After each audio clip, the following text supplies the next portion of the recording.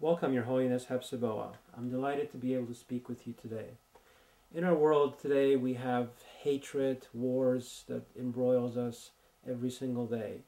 Why is it that some countries are so infatuated with war and others are peace-loving and are just totally against war? Why is that happening in our world today? Well, it is usually like this, John, that we are looking at a planet where there have been races who have been tired out and worn out, and you could say people that are of higher consciousness.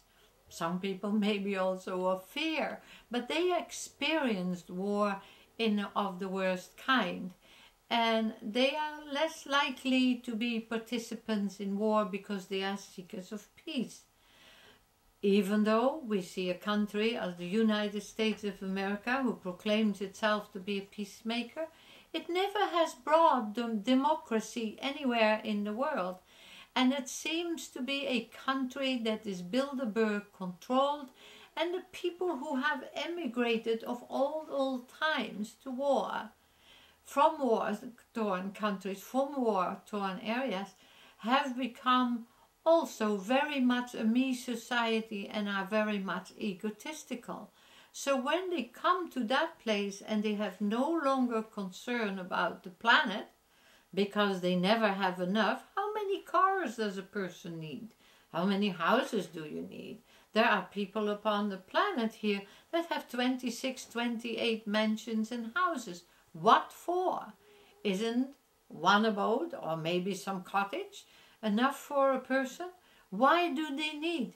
I've never seen a United van line moving company come when someone is passing off the planet, taking all their mansions and all their treasures and all their money to the other world.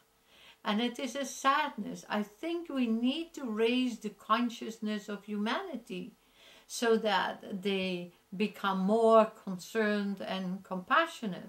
When we look at a place like Darfur, I believe that there is major, of course, race cleansing going on, as well as religious cleansing. And so we see hundreds and hundreds of thousands of precious children suffering tremendously and never having a future. And then we see what the United States of America has gotten part of the world involved with its war in Iraq.